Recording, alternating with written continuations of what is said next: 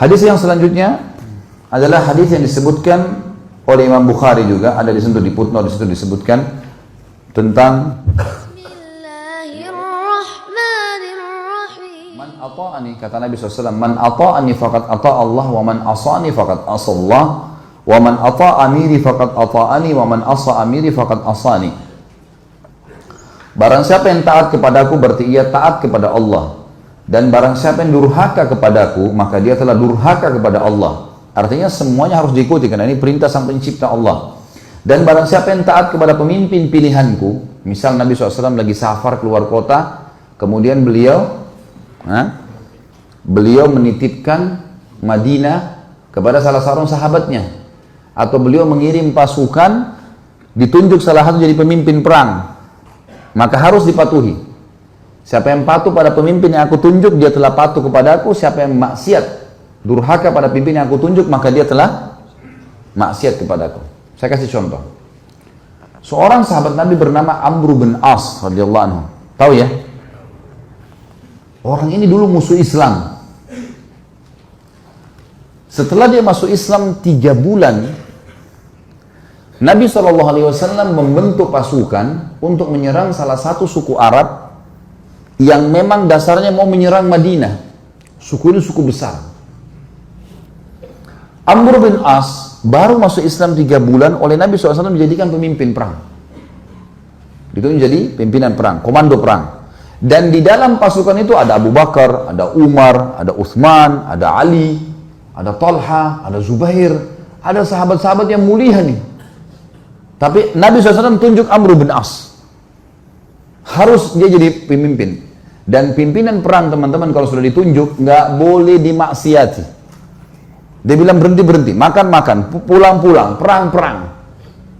Harus dipatuhi. Ini sabda Nabi SAW, siapa yang mentaati pimpinan yang aku tunjuk, dia taat padaku. Siapa yang maksiat, maka dia maksiat kepadaku. Teman-teman sekarang, waktu itu pasukan dikirim, tempatnya jauh, musim dingin. Zaman dulu orang kalau musim dingin hangatin diri. Dan teman-teman kalau tahu, saya subhanallah waktu hadapin musim dingin di Madinah karena 7 tahun di sana. Kalau musim dingin dan kita pergi ke daerah padang pasir, teman-teman, luar biasa, menusuk ke tulang. Dingin sekali. Sampai di kampus saja, di kampus sudah masuk kota Madinah, banyak bangunan ya. Itu kalau kami mau tidur, biasanya saya dulu pengalaman gitu sama teman-teman, selimutnya didudukin dulu. Hangatin dulu. Kalau enggak kayak ditusuk-tusuk sama pisau. Panas. Dingin sekali. Apalagi padang pasir nih, luar biasa. Waktu itu dingin sekali. Apa instruksinya Amr bin As? Jangan ada yang nyalakan api. Nggak boleh ada yang nyalakan api. Umar bin Khattab tahu, ini Amr bin As ini, kalau bahasa kita anak kerucu nih. Baru masuk Islam 3 bulan mau ngatur-ngatur gimana nih? Dan dulu musuh Islam ini. Amr bin As ini perlu antum tahu ya radhiyallahu anhu. Beliau yang diutus oleh Quraisy ke negeri Habasyah untuk menjemput Ja'far bin Abi Thalib dengan teman-temannya kembali ke Mekah baru untuk disiksa. Tapi dia masuk Islam di tangannya Najasyi. Kaget dia, kok Najasyi raja itu bisa masuk Islam? Akhirnya dia belajar, dia masuk Islam gara-gara itu. Kata Umar, hai Amr, dingin. Kau larang bakar api, gimana ceritanya? Kata dia, instruksi kok nggak boleh bakar api. Coba bayangin, Umar bin Khattab ini 1 kali di box Amr ini bisa mati. Orangnya tinggi besar. Emosi Umar, tapi ditinggal. Ke Abu Bakar, ya Abu Bakar, Amr ini apa ini, anak baru kemarin masuk Islam, sudah gini instruksinya gitu. Abu Bakar bijak. Hai Umar, Rasulullah SAW tidak menunjuk dia, sementara ada kau dan ada yang lain-lain kecuali memang dia yang paling pantas. Ikuti dia, berarti mengikuti Rasulullah SAW. Diam, sabar. Umar sabar. Besok pagi, menjelang subuh, pimpinan perang teman-teman, itu dia yang harus jadi imam. Gak boleh orang lain. Ada Abu Bakar, ada Umar, ada Uthman, ada Ali, ini penghafal Quran semua ini. Ulama besar, gak boleh, harus Amr jadi imam. Memang sudah begitu. Hukum syar'inya begitu. Subhanallah, Amr bin As mimpi junub. Ini kisahnya begitu. Amr bin As mimpi junub. Waktu dia keluar, minta dia bawakan air oleh beberapa pasukannya, gitu kan. Umar tanya, kenapa Amr? Dia bilang, saya junub. Gitu kan. Kemudian waktu dia pegang air, dingin. Kata Amr, saya mau tayammum. Saya mau tayammum. Kata Umar, ada air, nggak bisa tayammum. Kata dia, saya mau tayammum. Ini masalah lain lagi. Tadi malam sudah buat orang kedinginan, sekarang masih ada air, tak mau tayammum. Ini orang baru masuk Islam, mu'allaf ini. Umar sudah jengkel nih. Abu Bakar lagi. Gimana nih Abu Bakar? Ingat. Ini utusan Rasulullah SAW. Jangan kau bantah. Baiklah. Jadi Amr bin As jadi imam mandi tayammum. Padahal ada air. Ini luar biasa. Ya. Sudah selesai sholat, kata Amr, saya takbir, serang. Takbir, serang. Memang ternyata pasukan ini, kelompok ini, ya, suku ini jumlahnya kalau mereka nyerang Madinah bisa mengalahin Madinah semuanya. Nanti kan kita tahu alasan-alasan Amr bin As dan bagaimana Nabi SAW membenarkan dia. Diseranglah, ternyata hanya dengan kalau tidak salah 300 orang pasukan berhasil mengalahkan suku itu.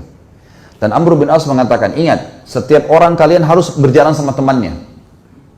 Nggak boleh pisah. Bersebelahan terus, dia harus dampingi. Sekarang pilih teman masing-masing. Jadi dia 300 orang tuh pilih teman. Selalu berdekatan, serang musuh berdua, nggak boleh pisahin. Jangan tinggalkan temannya kalau dia masih belum selesai duel atau berperang. Itu instruksinya, karena ini malam, gelap. Baik, pergilah ke sana, perang, dan berhasil menang. Kocar kacir nih suku nih. Kocar kacir sukunya, lari semuanya. Para sahabat mengetahui mereka kocar kacir, dengan semangat serang, takbir, kejar. Kata Amr, tunggu. Jangan ada yang nyerang, San. Tunggu di sini. Umar balik lagi. Hai Amr, musuh udah kalah. Tinggal kita kejar, tebas nih. Nggak bisa, instruksi tunggu sini. Tidak boleh kejar musuh. Kumpulin ghanimah yang ada sekarang, pulang Madinah. Tentu sahabat-sahabat yang lain yang didukung siapa kira-kira? Amr atau Umar? Umar. Karena mereka tahu siapa Umar gitu kan. Mereka juga tahu siapa Amr. Pikiran mereka ini Amr ini 3 bulan yang lalu perangin Islam. Ini musuh besarnya Islam ini dulu. Baiklah, pulang pasukan ke Madinah. Baru turun dari kuda, Umar langsung, ya Rasulullah, ini Amr buat begini. Tidak boleh nyalain api, kita lagi kedinginan. Malam-malam dia mandi junub, tidak pakai air, tayammum. Kemudian musuh kalah, kita dilarang pergi tangkap musuh. Padahal itu kan ghanimah. Musuh yang lari itu kalau ditangkap kan jadi hamba sahaya, bisa diperjualbelikan. Lalu Nabi SAW tanya di depan mereka semua, hai Amr, keluhan sudah sampai kepadaku, apa jawabanmu? Ya Rasulullah, pasukan suku yang kita serang ini adalah suku yang jumlahnya kalau semua berhasil menyerang Madinah keesokan harinya habis kita nih. Pasukan perang jumlahnya banyak.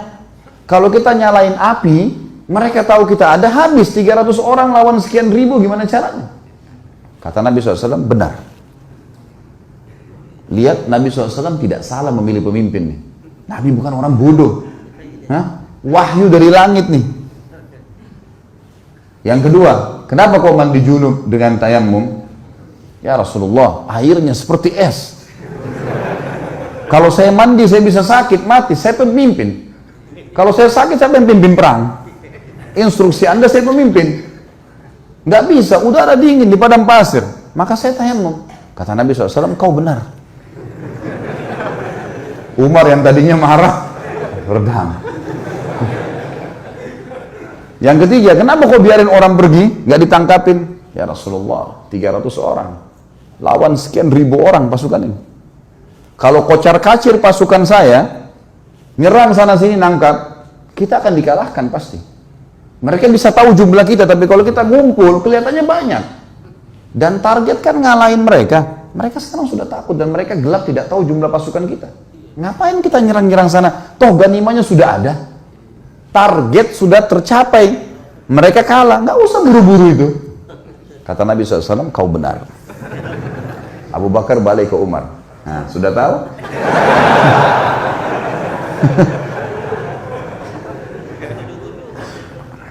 Jadi teman-teman sekalian, jangan sampai terlintas di benak antum kalau Nabi SAW ada yang beliau tidak tahu. Ini Nabi SAW ini yang kita tidak tahu beliau sudah tahu. Bukan cuma di sini, di surga sudah diperlihatkan. Bodohnya sebagian orang menganggap baginda Nabi SAW masih ada yang belum ditahu. Makanya mereka buat-buat ibadah yang tidak diperintahin. Tangkap nggak poin ini? Ini penting sekali. Kalau antum masih melakukan perbuatan bidah yang antum anggap boleh, berarti antum menganggap Nabi SAW masih ada yang belum diketahui oleh beliau. Padahal tuntunannya sudah jelas.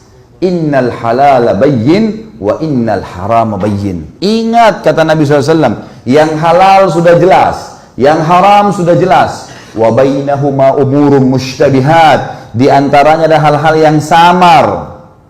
Siapa yang menyelamatkan dirinya dari hal yang samar-samar, faqad istabra li dini wa dunyah. Dia telah menyelamatkan kesucian agamanya dan dunianya. Wa man waqa'a fi syubhat faqad waqa'a fil haram. Siapa yang sengaja jurumuskan dirinya pada yang syubhat, haram atau enggak ya? Enggak apa-apa deh. Maka faqad waqa'a fil haram. Dia telah jurumuskan dirinya pada yang haram. Artinya enggak ada tengah-tengahnya. Halal atau haram? Syubhat berarti haram. Jelas agama Allah. Orang yang jerumuskan dirinya pada yang syubhat berarti jerumuskan adalah haram, seperti pengembala domba yang membawa domba-dombanya ke ladang yang luas, rumputnya lebih tinggi dari domba-dombanya dan dia tidak tahu domba mana yang dicuri oleh serigala. Kita nggak tahu ini halal atau enggak, lalu kita jerumuskan diri untuk apa? Jadi agama sudah sempurna, nggak butuh tambahan-tambahan. Banyak hal yang membuat umat Islam sekarang berselisih teman-teman. Tapi poin intinya kata ulama adalah mereka semua mengaku kembali kepada Al-Quran dan Sunnah. Semua. Orang liberal pun yang mengatakan Quran harus direvisi, boleh nikah lintas agama, semua orang agama masuk surga. Banyak syubhat yang mereka lemparkan. Mereka juga mengaku, kami juga kembali kepada Al-Quran dan Sunnah. Tapi Al-Quran yang tidak sesuai dengan akal kami, tidak relevan, kami ganti. Tolak, harus direvisi. Hadis Nabi yang tidak masuk di akal, seperti lalat yang dicelupkan di air, susu kemudian bisa jatuh racunnya, bisa ngobatin, tak masuk di akal ini. Mereka tolak gitu kan. Semua mengaku berlandaskan Al-Quran dan Sunnah. Tetapi yang membuat mereka menyimpang adalah mereka tidak mengikuti pemahaman salaful ummah. Siapa itu? Sahabat. Mereka anggap ngikutin sahabat itu kuno. Di zaman Nabi SAW itu ya zaman Nabi, zaman sekarang beda, harus diubah. Dan itu yang dikembangkan oleh Kemal Atatürk di Turki. Sampai mengatakan ada istilah Islam Arab, Islam Turki, Islam Persia. Sekarang Indonesia kan baru kena penyakit itu, Islam Nusantara. Zaman dulu sudah ada nih. Sampai Kemal Atatürk ganti azan dalam bahasa Turki. Lama-lama azan dalam bahasa daerah kita nih. Diubah semuanya, agama Allah nih. Ini bahaya sekali teman-teman sekalian. Makanya memahami Al-Quran dan Sunnah harus sesuai dengan pemahaman salaful ummah atau sahabat. Pegang baik-baik hadis ini teman-teman. Kalau ini antum jadikan pondasi hidup, pegangan hidup, antum akan selalu aman. Ini jaminan, tiket dari Nabi SAW untuk siapapun yang bersyahadat sampai hari kiamat. Kata beliau, Yahudi terpecah menjadi 71 golongan, Nasrani 72 dan umatku 73. Yang 73 yang dibahas. Semuanya lewat neraka dulu. Nanti masuk surga. Tapi lewat neraka dulu, dibersihin dulu dosa-dosanya, kecuali satu. Semua kita bertanya siapa satu, sahabat juga bertanya ya Rasulullah siapa yang satu, masuk surga langsung tanpa hisab deh. Kata Nabi SAW, maka ana alaihi wa ashabi, yang mengikuti aku dan mengikuti sahabat-sahabatku. Inilah teman-teman yang dikumandangkan oleh teman-teman yang mendakwakan dakwah salafiyah dan dakwah sunnah di Indonesia, yang selalu dikatakan aliran sesat, aliran keras, wahabilah segala macam. Padahal mengajak kepada perkataan para sahabat dalam memahami Al-Quran dan Sunnah. Karena nggak boleh sembarangan. Al-Quran turun pada zaman mereka. Nabi SAW sebutkan hadis zaman mereka. Baik.